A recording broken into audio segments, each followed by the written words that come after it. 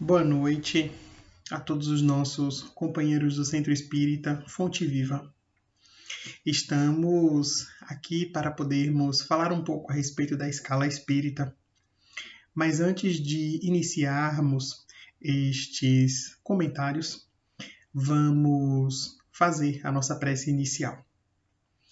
Então, buscando no interior de cada um de nós o contato com a espiritualidade superior, buscando então o Deus interno em cada um de nós. Vamos pedir ao Pai de amor e de misericórdia que continue a nos abençoar, que envolva os nossos corações e nos dê a sua paz. Lhe queremos pedir, Senhor, pelo mundo que passa por momentos difíceis, em especial pelo nosso país, por todos nós que nos encontramos em meio a tantas turbulências, e que o teu amor possa iluminar-nos, envolvendo os nossos corações. Te pedimos assim, Senhor Deus, que esteja conosco, continua a cuidar de nós e a nos abençoar, hoje para todo sempre, que assim seja. Então, a escala espírita é proposta por Allan Kardec em O Livro dos Espíritos, nos itens 100 a 113 do referido livro. Ela tem por objetivo criar uma escala um tanto quanto metodológica a respeito da classificação dos espíritos.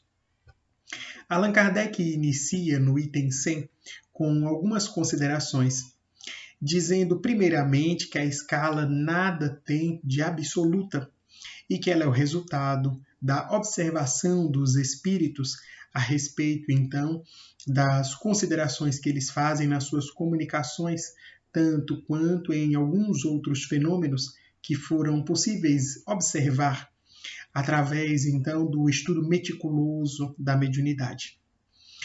Allan Kardec vai nos falar que os espíritos, assim como as criaturas humanas encarnadas, não são idênticos. Eles estarão, então, possuidores e detentores de determinados níveis e graus de evolução. A doutrina espírita vai explicar-nos de que maneira todos nós somos espíritos criados simples e ignorantes por Deus e destinados, então, à angelitude ou à perfeição. Neste caminho, experimentamos diversas situações e desafios que têm por motivo, então, desenvolver em nós alguns pródromos das virtudes, a fim de que os nossos comportamentos e pensamentos possam alterar-se. Então, o insigne codificador vai colocar de que maneira, entre a humanidade, quando conseguimos observar as pessoas, cada um deles está em um ponto diferente desta caminhada. Não seria diferente com os espíritos. Encontramos dentro da doutrina espírita uma proposta muito lógica a respeito do comportamento humano, que nos dirá, então, que cada um de nós está desempenhando ou demonstrando dentro da Terra aquilo que já conseguiu desenvolver internamente, na medida dos sentimentos e, acima de tudo, dos aprendizados superiores. Então, a criatura humana será na Terra alguém que está neste percurso evolutivo. Se recorrermos ao filósofo Friedrich Nietzsche, encontraremos-lo dizendo que a criatura humana é uma corda entre a selva, o animal selvagem, e o anjo. Então, quando observamos esta imagem que Nietzsche nos dá de o ser humano estar nesta corda, ser esta corda que liga então o animal selvagem ao anjo, conseguimos perceber que alguns de nós estaremos mais próximos ao animal selvagem, como outros estarão então mais próximos ao anjo. Da mesma forma, a doutrina espírita vai explicar-nos que este processo é um processo multimilenar, porque envolve, então, diversas existências no plano material, assim também como desafios e vivências dentro do plano espiritual do qual viemos. E então desemboca como um verdadeiro rio com os afluentes do seu aprendizado dentro do oceano da misericórdia divina. Então, através desta misericórdia de Deus, que nos dará as possibilidades inúmeras do nosso desenvolvimento, estaremos dentro da Terra para desenvolver alguns outros pontos. E é justamente a multiplicidade da evolução destes seres que aqui estão é que nos dá a possibilidade de podermos aprender, através do exemplo e da convivência com estas outras criaturas, alguns pontos diferentes do nosso próprio comportamento. A criatura humana, quem sabe, nunca poderia ter imaginado a respeito de viver embaixo da água se não tivesse observado, então, os seres submarinos. Ou não poderia ter imaginado se ganhar os céus se não tivesse observado algumas das aves que ganham, então, grandes altitudes e conseguem vencer vários quilômetros de distância voando. É justamente observarmos estes outros animais dentro dos seus habitats e observá-los, então, como eles vão se desenvolvendo e dentro desta vida de relação, então, podem desempenhar papéis diferentes que nós próprios vamos nos colocando nestes lugares e desenvolvendo diversos artifícios que nos fazem chegar ao fundo dos oceanos, como também viajarmos em grandes altitudes, vencendo também as distâncias pelo céu. Da mesma forma, o contato com criaturas um tanto quanto mais superiores moralmente e intelectualmente em relação a nós, dá-nos a possibilidade de pensarmos que nós também podemos alcançar este patamar. Da mesma forma, quando observamos algumas criaturas em posição inferior em inteligência e moralidade em relação a nós, isto nos dá o aspecto daquilo que deveremos continuar a fazer para nos distanciarmos daquele local evolutivo. A proposta, então, é a proposta da evolução, da melhora íntima a respeito de diversos conteúdos. Não fala-nos apenas de um progresso ou de um desenvolvimento a respeito da criatura entre as outras, mas de si sobre si próprio. Então, o objetivo não é sermos melhores do que os outros, mas sermos melhores do que nós próprios em outras circunstâncias. E assim, então, Allan Kardec, de uma forma metodológica e muito pedagógica, vai estabelecer a escala espírita, colocando, então, três ordens, três classes principais.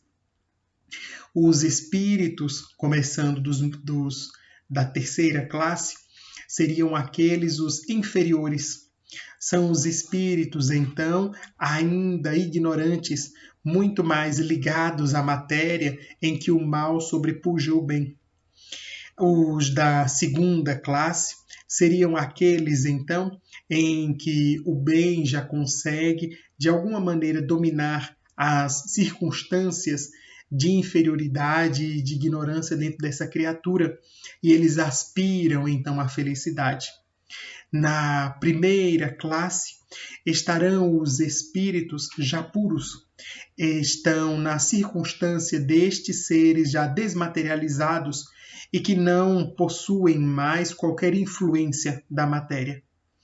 É preciso observarmos, então, que os limites entre estas classes não são limites precisos e podem observar-se muito mais a respeito das características que esses espíritos manifestam através do seu comportamento, dos sentimentos e dos pensamentos, do que necessariamente a respeito das características relacionadas à forma como poderão se comportar ou poderão apresentar-se dentro dos fatores da mediunidade. Então, Allan Kardec divide os espíritos nestas 3 grandes classes e vai subdividindo-os em ordens. É necessário estabelecermos, como faz o próprio Allan Kardec, de que toda a classificação e escala detém, então, de alguns postulados um tanto quanto arbitrários e que nem sempre conseguem abarcar todas as circunstâncias da existência dos espíritos. Assim como teremos classificações dentro da botânica, da zoologia, das características entre os seres vivos dentro da Terra, esta classificação, a escala espírita, nos dá uma ideia que facilita a forma como poderemos estudar e observar esses espíritos. Contudo, não é uma escala estanque, e assim poderemos observar que os espíritos podem participar de mais de uma ordem ou estejam dentro de uma faixa de penumbra entre uma e outra classe. Então, seguindo dentro desses conceitos, encontraremos nesta terceira classe estes espíritos que estão na condição de espíritos imperfeitos. Neles há muito mais ignorância do que maldade, embora aqueles que guardem para si comportamentos maus automaticamente participam desta classe. São os espíritos que, de alguma maneira, não compreendem a Deus, embora tenham noção da sua existência. Esses espíritos estarão ali ainda desenvolvendo alguns fatores estando muito mais ligados aos fatores materiais e instintivos do que necessariamente àqueles relacionados às condições de desenvolvimento intelectual e moral. Há alguns deles que possuem uma experiência dentro da área da inteligência ou dentro de alguns pontos científicos muito desenvolvidos, embora os utilizem ainda dentro desses mesmos parâmetros de ignorância e algumas vezes de maldade. Observando então estes espíritos desta classe, que estará ali como os espíritos inferiores, observaremos o planeta Terra e dentro da sua população a maior parte de nós que estaremos dentro dessa condição. Porque começamos a identificar em cada um de nós e na maioria da população do nosso planeta estes pontos ainda um tanto quanto imperfeitos, porque denotam então que não compreendemos a Deus. Apenas temos uma vaga noção a respeito dos seus atributos e da sua existência. As suas leis para nós ainda parecem ser nubladas e em algumas circunstâncias serão interpretadas ao bel sabor dos nossos interesses. Observaremos pontos como a religião dentro da Terra e o quanto os textos sagrados, a forma como nós nos colocamos diante de Deus e a nossa relação com a própria divindade tem sido interpretada e utilizada muito mais a respeito dos próprios interesses humanos. Observaremos como a criatura humana dentro da Terra, em sua maioria, ainda guarda comportamentos muito materiais relacionados então ao orgulho, ao egoísmo, ao ciúme e à violência. Será então a violência um dos grandes estigmas dos espíritos desta classe, porque demonstram então que não compreendem a divindade que está no outro. Não basta apenas entendermos Deus como o Pai de todos nós, aquele que cuida de todos e que está sempre a nos amar e nos observar dentro dos seus cuidados e da sua misericórdia. Mas é necessário compreender que Deus manifesta-se também através da sua própria criação. Se nós atentamos contra a vida de um dos nossos irmãos, atentamos contra a sua dignidade, isso demonstra que não compreendemos Deus, porque se não conseguimos respeitar aquilo que é parte da criação do Criador, nós o desrespeitamos. Se vamos até o ateliê de um artista e ali estão várias obras de arte que foram feitas com cuidado e representam então a materialização das ideias e dos sentimentos do autor. Se ali tomamos de uma dessas obras e a quebramos, de alguma forma estamos fazendo um ato de extremo desrespeito, porque estamos atentando contra algo que ali demandou o trabalho e o cuidado de outra pessoa. Se trazemos o exemplo para a nossa vida cotidiana, gostaríamos acaso de que alguém entrasse na nossa casa e subtraísse algum dos nossos pertences?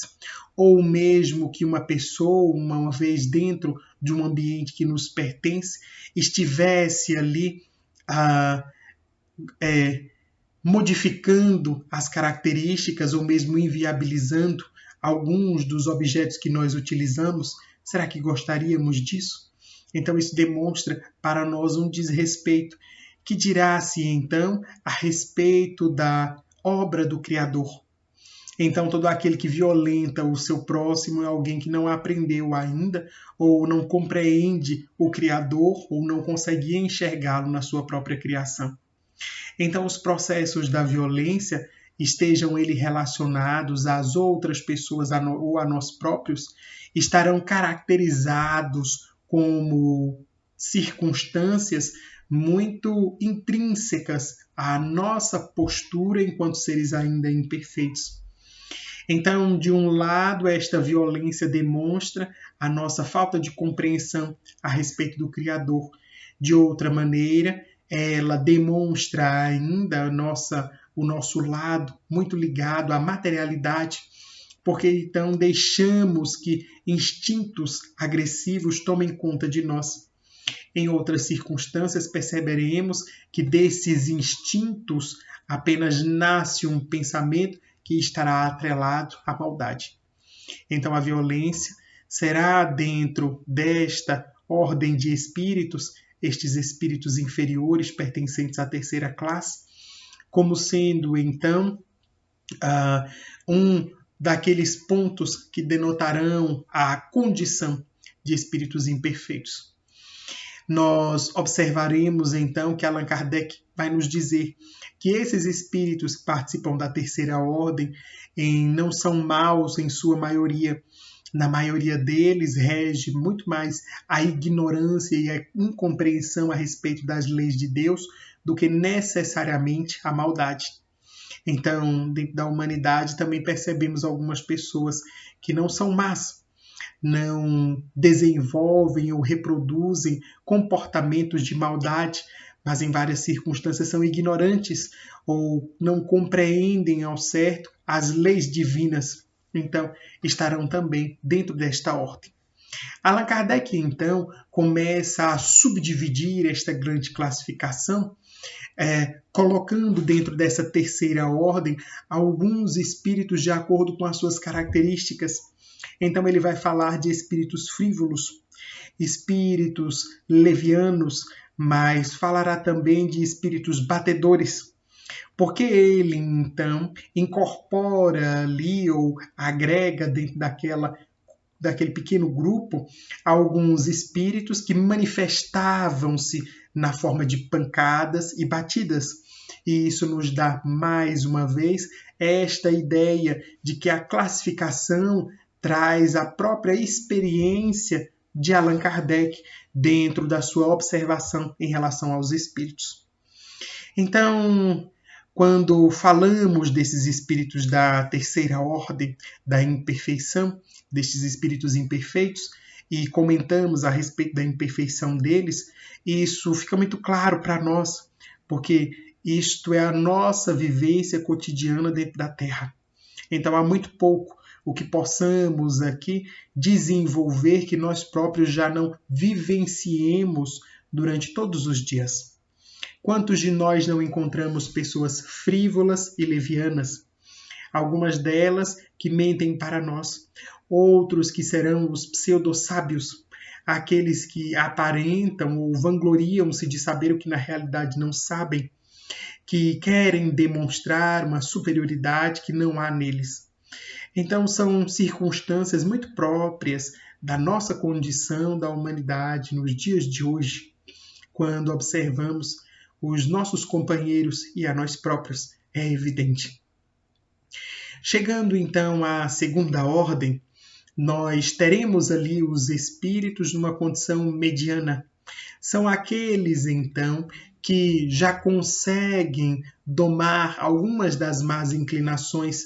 São espíritos em que prepondera esta natureza espiritual sobre a natureza animal.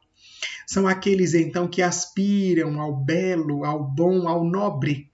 Então, são estes espíritos em que a ideia de Deus, de alguma forma, está um pouco mais enraizada.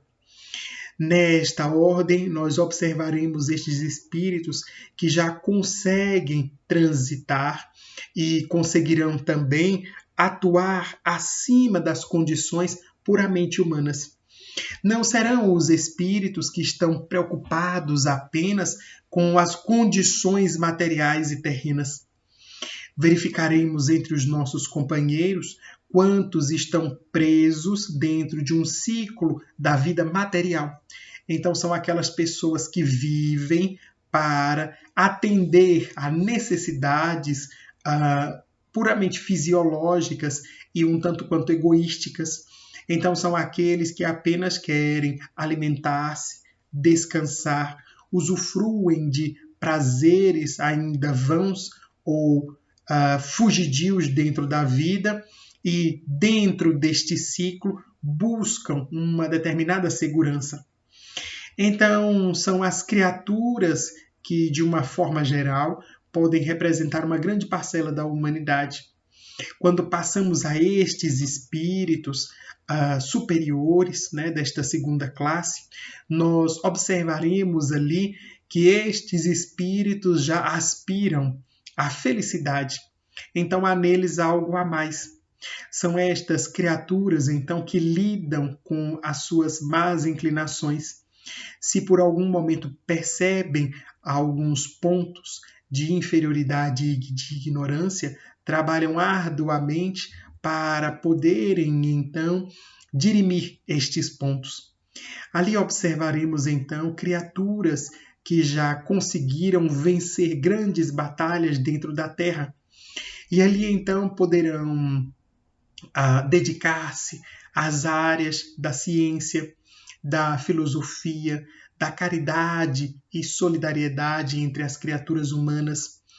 Ali teremos, então, os espíritos de sabedoria, teremos aqueles que dedicam-se às artes, aqueles, então, em que a sensibilidade, de alguma forma, toca as fibras sensíveis dos corações.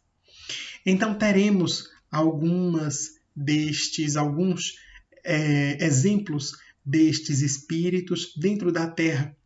Quando observamos estas criaturas que conseguem vencer, então, as circunstâncias puramente materiais em respeito a si próprias.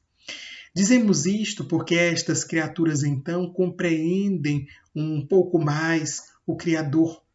A figura de Deus e seus atributos está muito mais próxima a estes espíritos, e eles conseguem antever as felicidades que a pureza de espírito podem proporcionar.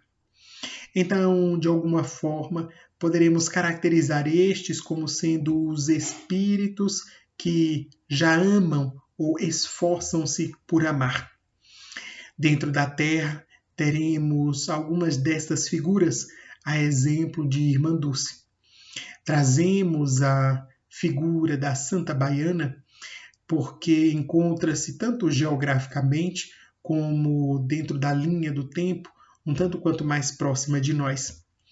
Trata-se de uma figura sui generis, porque entendia as necessidades do seu próximo e valorizava-as muito mais do que as próprias, colocando-se então a serviço das outras pessoas.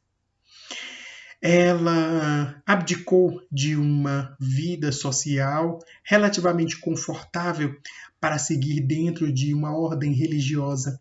E dentro desta ordem, como percebesse que as oportunidades de auxiliar ainda eram escassas, lutou então para que pudesse fazer um pouco mais, dedicando a sua vida a inúmeras pessoas do subúrbio e da cidade baixa em Salvador.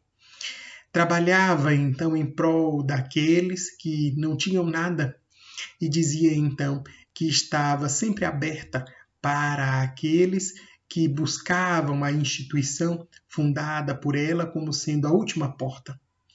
Então ela dizia: esta aqui é a última porta, porque estas pessoas bateram em várias outras e as outras portas não abriram. Então esta porta aqui deve estar sempre aberta para elas.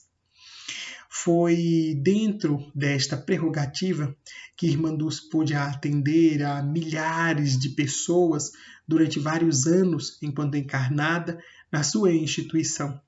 E ainda hoje a obra prossegue auxiliando outras milhares de pessoas através dos seus exemplos de amor e de abnegação.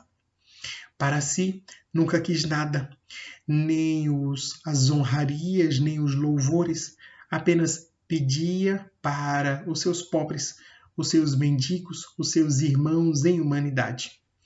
Então isso dá-nos a perceber um pouco desta segunda classificação, desses espíritos, então, em que o bem, o amor aos irmãos consegue transcender as condições puramente materiais. Observaremos também, dentro da história do cristianismo, algumas dessas figuras, como sendo alguns dos cristãos primitivos que, diante da mensagem de Jesus, puderam entregar-se, imolaram-se para que esta mensagem pudesse prosseguir e alcançar a nós nos dias atuais. Teremos o exemplo de Gesiel, mais tarde tornado Estevão, como sendo um hebreu convertido ao cristianismo e entendendo de tal maneira a mensagem do Cristo que pôde enfrentar o presunçoso Saulo no próprio Sinédrio e ali com a argumentação de ouro trazia então tanto os antigos profetas, os pais então da religião hebraica, confrontando então com a mensagem do Cristo, podendo comprovar de uma forma magnífica e majestosa dentro da sua oratória de como Jesus é o Messias que foi prometido e que estava entre as criaturas para poder entregar-lhes a salvação, mostrar-lhes então este caminho para a redenção humana. E teremos em Estevão este personagem que mais tarde foi condenado a ser apedrejado e aquele apedrejamento que resultou na sua desencarnação. Mas ali teremos esta criatura que, estando entre os outros, vai compreender o Evangelho de Jesus dentro da sua prerrogativa máxima do amor entre as criaturas. O amor, então, que expande-se dentro das condições de amar, de cuidar, de perdoar, de divulgar a mensagem e poder, então, redimir a outras criaturas humanas. Então, estes espíritos poderão ser identificados por este amor, que pode ser o amor às ciências, que pode ser o amor às artes, embelezando a vida, que pode ser também o amor que manifesta-se em perdão ou manifesta-se em solidariedade. Então teremos grandiosas criaturas dentro do mundo que passarão esta mensagem, vivendo uma vida além da própria vida material, que não se prenderam apenas a este ciclo de circunstâncias humanas ou de necessidades puramente relacionadas à existência, mas compreenderam que o nosso papel dentro do mundo é o papel de espírito, que estamos dentro de uma vivência material. E dentro desta vivência material, deveremos atender a algumas das prerrogativas do corpo, mas não podemos esquecer-nos das condições espirituais e daquilo que devemos caracterizar e desenvolver em nós enquanto essas criaturas espirituais. Mas, passando então desta segunda ordem, chegamos então à primeira, quando Allan Kardec coloca ali os espíritos puros, aqueles então que já venceram as circunstâncias humanas. Eles não sofrem porque já não estão mais sob o jugo da matéria. Não há sobre eles nenhum tipo de subjugação das condições materiais. Então, embora eles possam estar encarnados entre as criaturas humanas, ainda assim eles não estarão, como elas, submetidas a estas circunstâncias. Conseguem sentir, pensar e agir apenas relacionados aos comportamentos do espírito imortal. E aí teremos dentro da Terra Jesus, como sendo o exemplo deste espírito puro que veio habitar entre nós. Então, nesta condição de espírito puro, embora vivenciando as dificuldades de estar numa encarnação material, não estava vinculado à subjugação da matéria. É a criatura, então, que, embora vivendo uma vida material, consegue dar vazão às expressões do espírito. Então, a fome, a sede, o calor causticante do deserto, nada disso afetavam a sua forma de pensar ou alteravam, então, os seus julgamentos em relação às outras pessoas. A forma como agia denotava, então, este ser espiritual que expressava-se além das condições puramente materiais e humanas. Então, teremos em Jesus o biótipo do espírito puro, como teremos também o Livro dos Espíritos, quando Allan Kardec vai questionar, na questão 625, qual é o modelo, guia e modelo mais adequado que Deus, mais perfeito, que Deus deu ao homem para seguir. E então é a resposta mais curta dentro do livro, porque os espíritos respondem apenas Jesus. Então, nós teremos ali no Mestre este guia e modelo, o mais perfeito, biótipo, que Deus legou à humanidade para que pudéssemos compreender este processo da evolução. Então, Jesus, observando as criaturas humanas, vai dizer-lhes: você deixe brilhar a vossa luz, porque vós sois deuses. E um dia podereis fazer tudo aquilo que eu faço e muito mais. Então, estas palavras de Jesus traduzem a misericórdia divina que se expressa como sendo este ponto da independência, da progressão do espírito, da condição de evolução destas criaturas espirituais. Então, nós teremos nele esse biótipo do espírito que venceu as provas humanas e que conseguiu, então, este ponto de entender a Deus. Allan Kardec vai nos dizer que estes espíritos da primeira ordem, estes espíritos perfeitos, eles são os executores da vontade de Deus. Então, a sua tarefa dentro do mundo é fazer a vontade do nosso Pai. Então, são estas criaturas que, compreendendo o amor, observando então as outras criaturas e entendendo as suas necessidades e também o seu processo evolutivo, cumprem os desígnios de Deus, seja na Terra enquanto encarnados, ou seja em quaisquer lugar do espaço. Observaremos então que dentro desta escala, à medida que o espírito progride, vão então sendo lhe dadas outras tantas responsabilidades que corresponderão então às recompensas do bem que já foi conseguido, já as experiências de sucesso que teve. Então é como a recompensa ou a palma da vitória que Deus envia a estas criaturas, dando-lhes a possibilidade então de executar as suas ordens. Estes espíritos estarão tanto quanto distantes de nós, na medida em que avaliamos que ainda estamos no terceiro estágio ou no terceiro degrau desta escala espírita. E ela vai chamar-se escala justamente porque traduz o processo da progressão dos espíritos. Aqueles que hoje estarão na primeira ordem são aqueles que já passaram pela segunda e pela terceira. Aqueles de nós que hoje estaremos na terceira ordem desses espíritos somos os mesmos que num futuro não tão distante, rogamos a Deus, poderemos estar no segundo estágio ou mesmo no primeiro.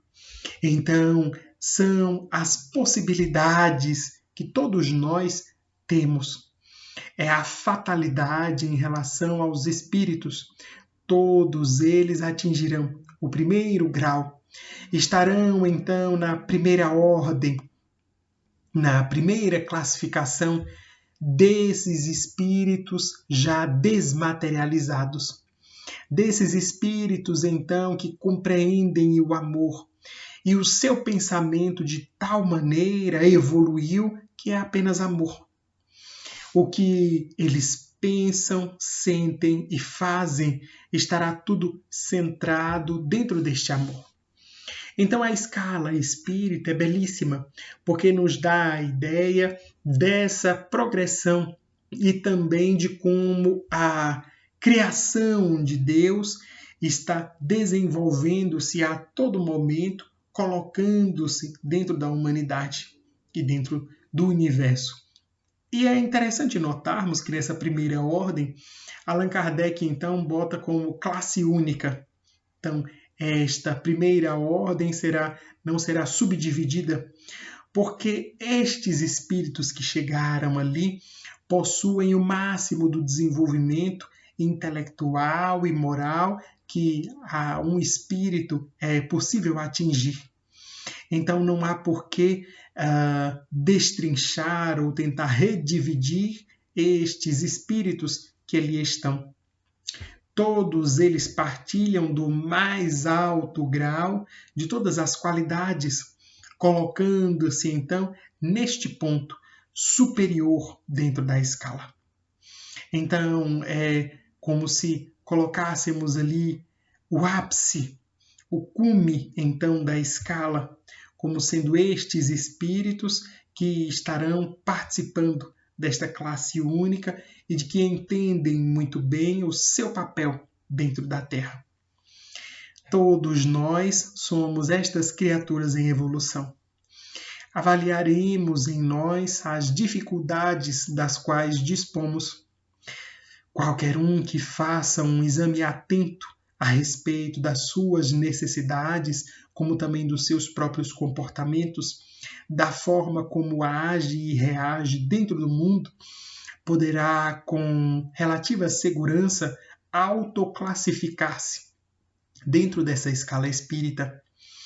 E não deveremos de forma alguma entristecermos-nos se por algum acaso nos identificamos como aqueles espíritos que estão lá no começo da escala espírita, ou daqueles ainda que não temos maiores arroubos de inteligência ou de compreensão da divindade, porque a proposta será sempre de evolução.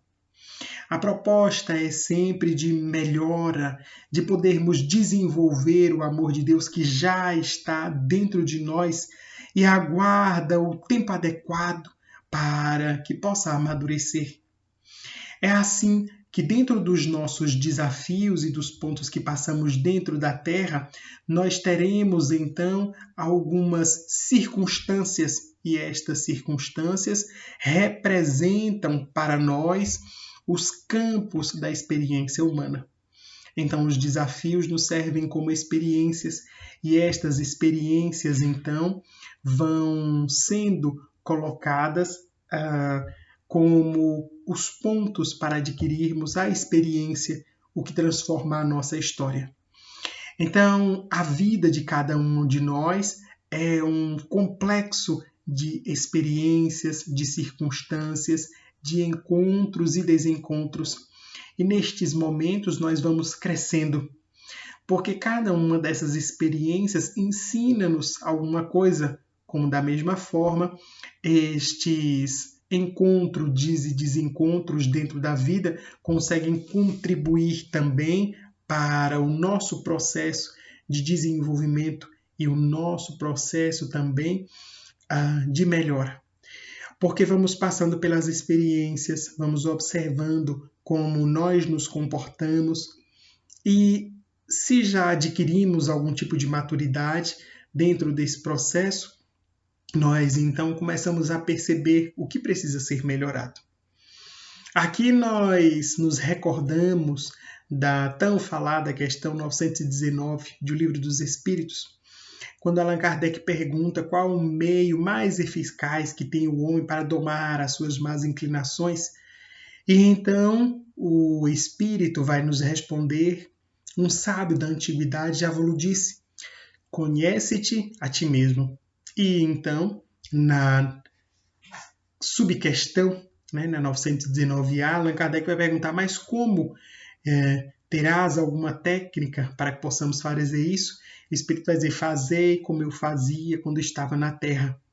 Então é o processo de autoconhecimento, a revisão de cada um dos seus dias, é a revisão das próprias experiências, que é o tesouro que cada um de nós tem. Então as nossas vivências, as nossas experiências são os nossos tesouros. Porque não há ninguém em todo o universo, não há um só espírito que tenha as mesmas experiências que nós, que tenha passado pelas mesmas dificuldades, os mesmos desafios, os mesmos momentos que nós. É por isso que nós somos únicos. Mas é também destas experiências que nós vamos extraindo os conteúdos para a nossa melhora. Cada um destes momentos do nosso dia é, então, de valor inestimável para que possamos nos desenvolver, identificando em nós as nossas más inclinações e fazendo o esforço para domá-las. O Espiritismo, na condição do Consolador prometido por Jesus, vem nos dar a oportunidade de entendermos o nosso papel. Nem mais o céu e o inferno das tradições teológicas antigas. O que nos aguarda é o encontro com a nossa própria consciência. Nós estaremos no mais além da mesma maneira como atuamos aqui. Então, a morte apenas faz com que passemos de um plano para outro, mas não modifica a essência de nós enquanto espíritos. Então, se guardamos aqui os atos do perdão, da solidariedade, se esforçamos-nos então dentro dos pontos da humildade e do crescimento humanos, no plano do mais além, neste plano espiritual, teremos os mesmos pontos, as mesmas circunstâncias. Se por algum motivo nós aqui somos aqueles que ainda guardamos os comportamentos da animalidade, da violência, se ainda estamos atrelados ao egoísmo e ao orgulho, o processo da morte também não consegue nos transformar dentro destes pontos. Nós guardamos as mesmas características. Então, onde quer que estejamos, seja no plano espiritual ou no plano material, nós estamos, somos estas criaturas espirituais que estaremos na classificação adequada aos nossos comportamentos, aquilo que pensamos, aquilo que sentimos, a forma como lidamos com os nossos próprios sentimentos. Então é isso que aquilata os espíritos. É interessante notarmos que dentro desta escala teremos ali apenas os comportamentos intelecto-morais do espírito como sendo os pontos que conseguem definir a sua condição de inferioridade ou de superioridade. Embora na Terra tenhamos inúmeras classificações e muitas vezes dentro da condição de criaturas encarnadas nós não consigamos identificar as pessoas desta maneira, recorrendo então às classificações dos títulos, da riqueza, da fama, da beleza ou da forma como tenhamos e possamos nos relacionar entre as pessoas. Dentro do plano espiritual, a única coisa que importa serão as nossas possibilidades de amar. Aqueles, então, que são ricos dentro dessas possibilidades serão os mais bem aquinhoados, serão aqueles, então, que conseguem alcançar os píncaros desta evolução e desse desenvolvimento. Aqueles outros que, de outra sorte, não estejam nas mesmas condições são os que terão as dificuldades muito comuns e esperadas, porque ainda terão muito o que experimentar. Vai nos contar Jesus a respeito da parábola do festim das bodas. E ele vai nos dizer então que um senhor, querendo então comemorar as bodas do seu filho, vai e envia convites aos seus amigos, a outros tantos senhores, e cada um deles vai dizendo-lhes, dando-lhes desculpas a respeito das circunstâncias de que não poderiam comparecer às bodas. O rei, então, recebendo de volta os seus mensageiros, envia-os por segunda vez e vai, então, chamando a várias personalidades para que estejam presentes nas bodas, nas núpcias do seu filho. E, mais uma vez, vai recebendo negativas. Alguns chegam ao ponto de até maltratarem os seus mensageiros. Até que o rei, irando-se, vai dizer: vejam que as bodas do meu filho estão prontas. Então vão a todas as cidades, chamem a todos para que possam participar.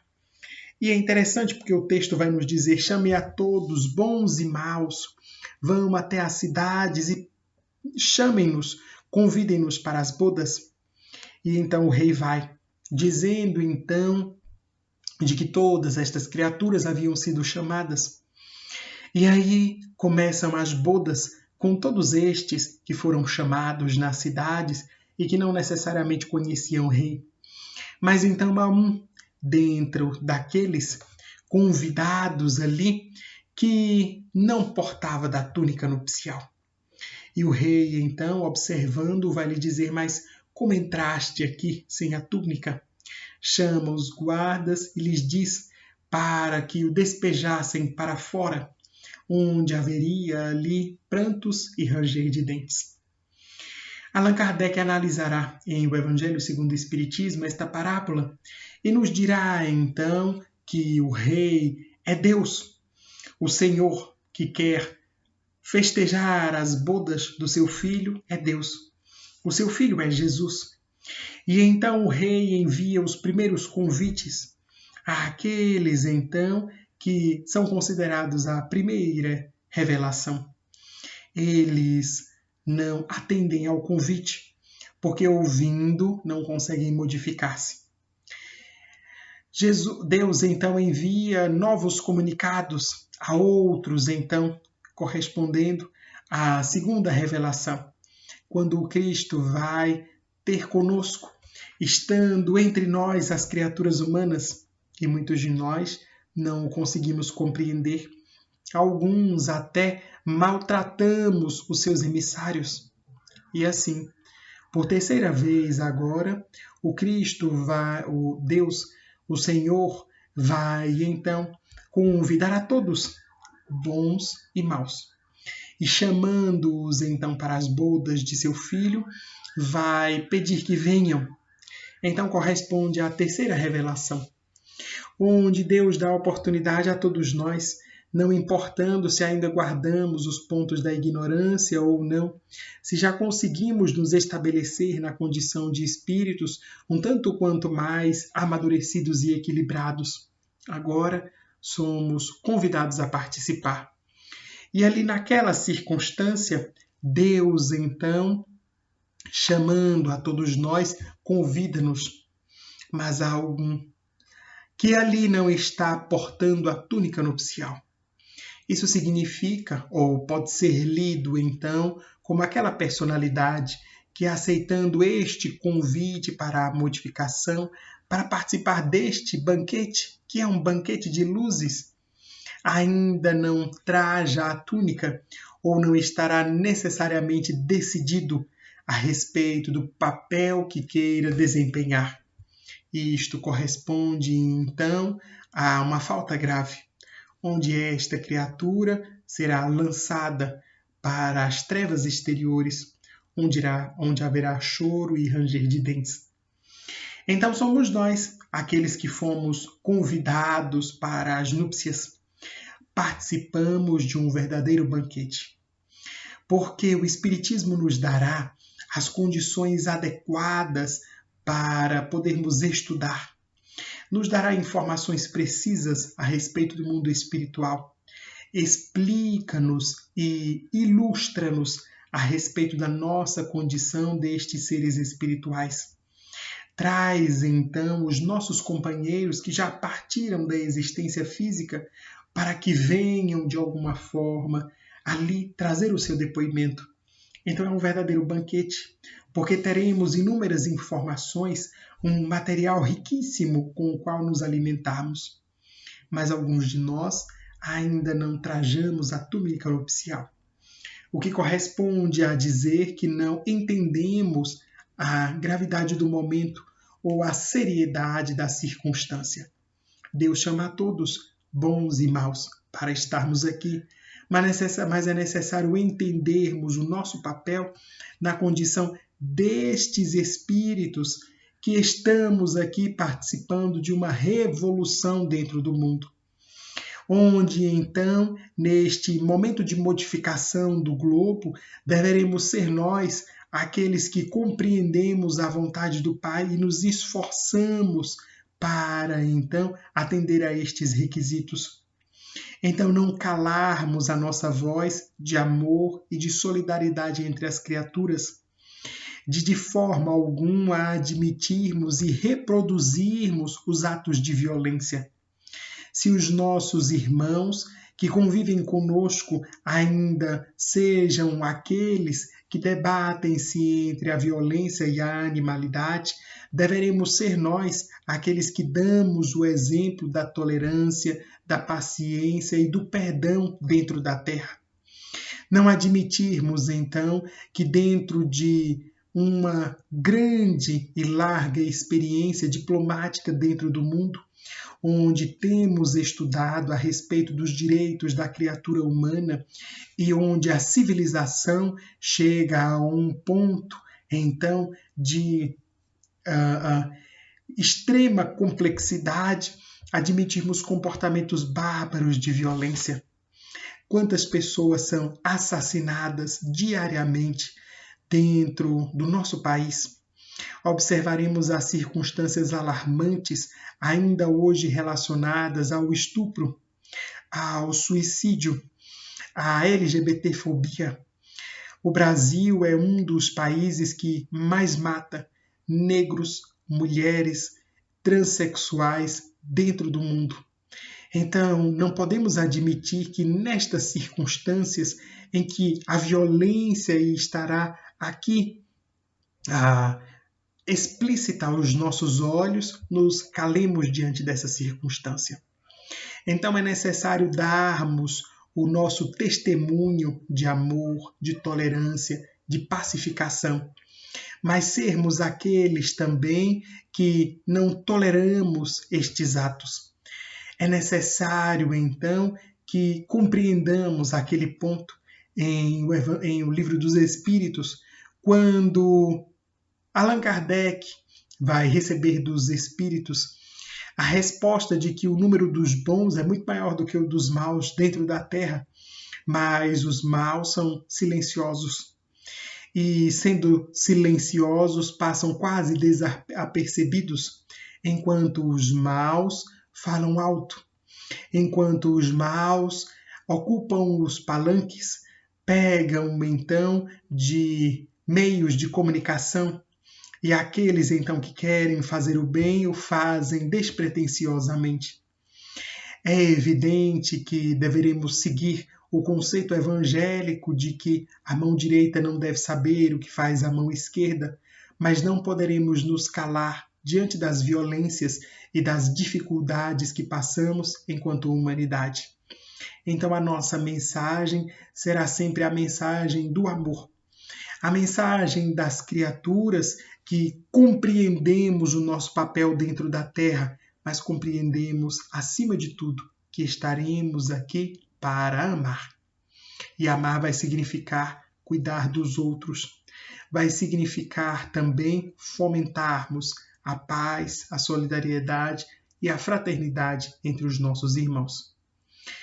Então, que possamos meditar a respeito destes conceitos, na certeza de que, se hoje a grande parte da população do nosso globo ainda está na categoria dos espíritos imperfeitos, daqueles então da terceira ordem, nós seguimos dentro do Evangelho de Jesus e oramos a Ele para que as luzes do Evangelho possam tocar a todos os corações, a fim de que ascendamos até a segunda ordem e, mais próximo ainda, até a primeira. Então vamos fazer a nossa oração, rogando a Jesus, ao nosso irmão maior, na condição deste Espírito puro que esteve materialmente entre nós e que hoje prossegue cuidando de cada um de nós do mais além, que venha iluminar os nossos corações, abençoando o Senhor a todos nós que aqui estamos, envolvendo-nos com o seu amor, com a sua paz. Permite assim, Senhor, que estejamos contigo e que tu estejas conosco. Envolve-nos, portanto, Senhor, a fim de que o teu Evangelho seja revivido em nossos corações e que o teu amor espalhe-se sobre toda a terra. E assim, Senhor, é que te pedimos que permaneças conosco hoje para todo sempre. Que assim seja. E assim nós agradecemos aos nossos companheiros, irmãos do Centro Espírita Fonte Viva e pedimos a Deus que o mais breve possível possamos estar juntos presentemente. Então, que Deus nos abençoe. Muita paz para todos.